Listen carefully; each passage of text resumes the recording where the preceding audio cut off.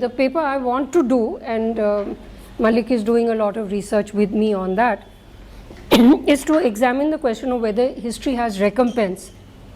We know it doesn't. The victims die, often whole families are killed in these large scale killings. But does it at least have memory? And one of the things the Germans have done by building now a monument which they have not been under pressure to build. You know, the Holocaust monument it's a wonderful monument in Berlin, in the heart of the city, and it should be a permanent reminder of what happened then. But at the same time, now they are building a monument to the others that were killed by the Nazis. You know, homosexuals, retarded people, the Roma. The Roma, there is a monument already, a small one. But sorry? Russian prisoners, they took no prisoners. No, not Russian prisoners. They killed their own communists, no, from Rosa Luxemburg onwards, and it was a powerful movement in Germany, all supported by the West, all supported by particularly the Americans, the elimination of the communist movement in Europe. And it's a very important thing because it is from where the communist movement itself begins to be corrupted. So, for instance, when you had the Russian Revolution in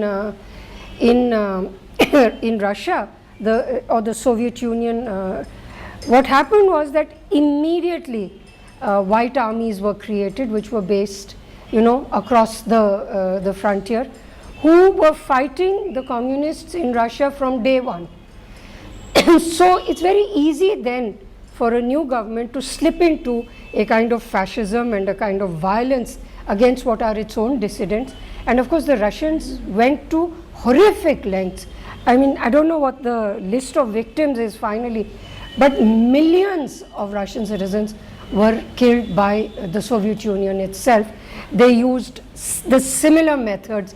They had prisoner of war camps in Siberia, minus 60 temperatures, and people running around in cotton, you know, clothes and sometimes shoes and sometimes not. Exactly like what the Nazis did with Jewish camps, where if you go to one of the camps in Poland, where temperatures dip to, you know, you go to Auschwitz, temperatures dip to 10, 20 degrees below zero, and that is what the prisoners were in. So the point here which I'm trying to make is that in that sense the communists have been attacked by a totality, by all the powers, and it's a system that you are attacking.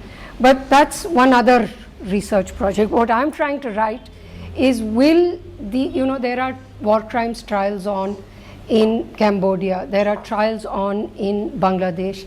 So what does all this mean? It really means in many ways that the, you know, Gen X of Bangladesh, as they like to say, was born after the revolution, many years after the revolution, after the independence of Bangladesh.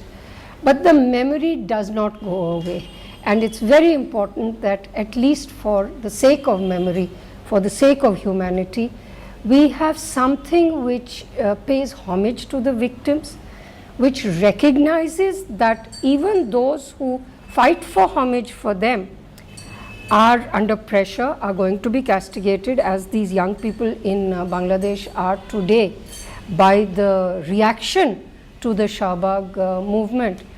And these are things for us to think about, also because of the crimes against human rights that continue to be committed in Jammu and Kashmir, and that in the past have been committed in northeastern states. I mean, in one instance, which is a shame on the government of India forever, we actually strafed people in Mizoram.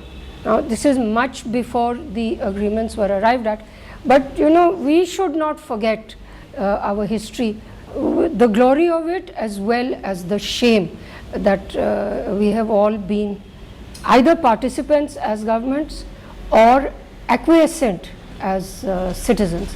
So that's the paper Malik and I are trying to write just now. We don't even have a partition museum. We have not I mean, there needs to be a memorial to the people who The died in victims. partition carnage. No, I understand, but I'm looking at memory. Yeah. I'm looking not only memorials to the victims, and I'm really saying that we need to work on these things, because the more we set them aside, the more we refuse to look at them, the more we will commit not just similar acts, but not because all of us will suddenly turn into murderers, but because it brutalizes our sensitivities to ignore.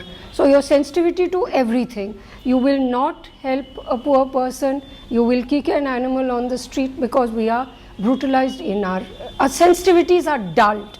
That's what we should always try to have with us. I mean, for instance, if you visit the United States, there's something there's something which, at least to me, so there is a beautiful monument to those killed in the Vietnam War, but not to the Vietnamese victims.